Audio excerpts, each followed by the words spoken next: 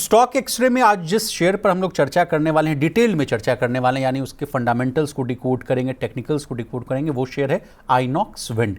अब देखिए इसके शेयरों का प्रदर्शन कैसा रहा है ये पहले समझिए। नतीजों के सीजन के शुरुआत में शेयर की जो रेंज थी वो 135 रुपये से लेकर 140 रुपये के आसपास थी। अब नतीजों का सीजन जो है अप्रैल के पहले हफ्ते में शुरू हुआ था। नतीजों की बेहतर उम्मीद में शेयर जो है 201 रुपये तक पहुंच गया था। केवल 1.5 महीनों में करीब 50% का रिटर्न इस शेयर ने देकर नतीजों के बाद जो है शेयर में कल 5% की गिरावट आई है।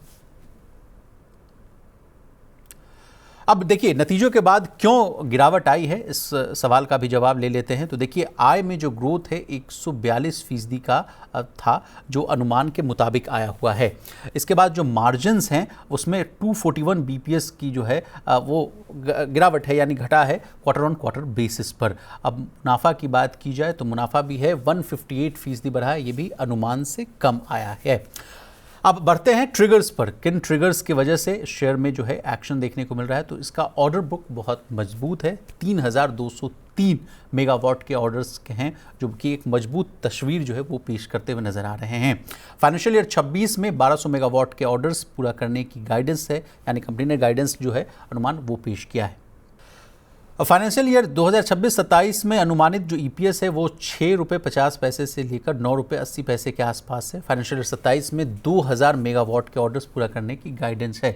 शेयर का जो पी रेशियो है वो करीब 19 रुपये के आसपास है। अब सर सिस्टमेटिक रिसर्च की इस पर जो राय है वो भी हम आपको बता देते हैं। सिस्टमेटिक रिसर्च की जो राय है वो है खरीद की आइनॉक्स विंड की, और टारगेट क्या है 231 रुपये का टारगेट इन्होंने सेट किया है। अब रुक करते हैं हम अपने गेस्ट का।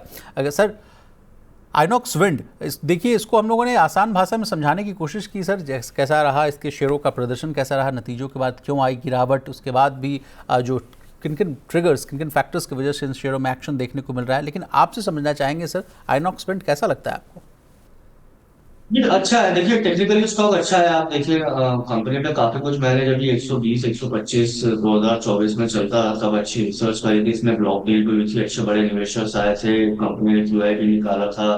केपेक्स कंटिन्यूअसली कंपनी बढ़ा रही है, ऑर्डर बुक इसको मिल रही है ऑब्वियसली। और कंपनी का जो टेक्निकली मैं चार्ट बोलूँ तो अच्छा रहा है, आउट परफॉर्म करा है 100 से मतलब 50 से स्टॉक आप देखिए 100 120 गया, कंसोलिडेट करा, फिर वहां से 275 तक गया, कंसोलिडेशन एक रेंज हुई।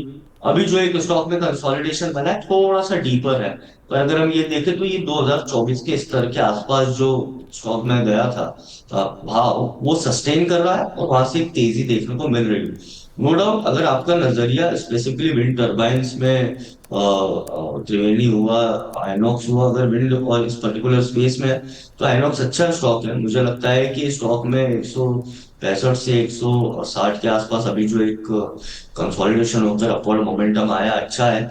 ऊपर में स्टॉक में थोड़े बहुत मल्टीपल रेजिस्टेंसेस है, 213 पहला, 223 और फिर ऑब्वियसली 275 270 तक के टारगेट देखने को मिलते हैं। रिस्क रिवॉर्ड के हिसाब से यहाँ पर शॉर्ट टर्म में फेवरेबल नहीं है। लॉन्ग टर्म में स्टोरी अच्छी है, मिड टर्म में अच्छी है, पर मुझे लगता है कि शॉर्ट टर्म में रिस्क रिवॉर्ड फेवरेबल नहीं है। वापस से स्टॉक आपको 165 से 170 मिले तो मैं इसमें निवेश की आपको बिल्कुल सलाह दूंगा। नीचे में फिर रिस्क काफी कम हो जाती है, 155 का एक आपका स्टॉप लॉस बन जाता है। ऊपर में फिर आपका रिवॉर्ड भी अच्छा बन जाता है 211 का।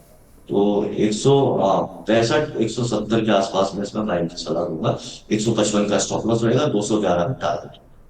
शर्मा सर, जब भी आइनॉक्स विंड की बात होती है तो इसको कंपेयर किया जाता है सुज़लॉन से, यानी कभी भी खबर आप देखिएगा तो सुज़लॉन वर्सेस आइनॉक्स विंड की बात होती है।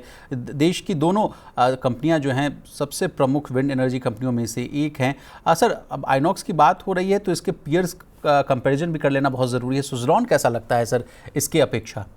देखिए दोनों में मेरे को लगता है आइनॉक्स विंड थोड़ा फिर भी बेटर है, क्योंकि सुजलॉन अभी टर्न अराउंड कर रहा है, कंपनी नेट लॉस से नेट प्रॉफिट में आने की कोशिश कर रही है। उसके बाद भी ऑर्डर बुक है, एग्जीक्यूशन उसने इम्प्रूव करा है, और वो स्टॉक में रिफ्लेक्ट हुआ है। उसमें तो तभी रिफ्लेक्ट हो गया था जब कंपनी का लॉस कम हो रहा था और कंपनी अपने ऑर्डर बुक के जरिए एग्जीक्यूशन बढ़ा रही थी, तो वो स्टॉक 3 से 30 रुपए से 70 आ गया। पर यहाँ पर अगर दोनों में सलाह मतलब मुझे पिक करना हो तो मैं फिर भी आइनॉक्स विंड को करूंगा। काफी कुछ इसमें जो स्ट्रक्चर है टेक्निकली वो अच्छा है। और सुजलॉन में भी मैंने यही सजेस्ट करा है कि स्टॉक में अच्छी खासी तेजी देखने को मिल चुकी है, तो उसमें एक शॉर्ट टर्म में कंसोलिडेशन आ सकता है। और आइनॉक्स विंड एक बेस फॉर्मेशन करके बाहर आ रहा है, इसलिए मैं आइनॉक्स विंड को यहाँ पर प्रेफर करूंगा। पर उसमें भी मैं समझता हूँ कि शॉर्ट टर्म में दोनों स्टॉक में कंसोलिडेशन या गिरावट रह सकती है। आइनॉक्स विंड में मैंने 170 का एक जोन लिया, जहां पर हम इसमें बाय अपॉर्चुनिटी ढूंढ सकते हैं।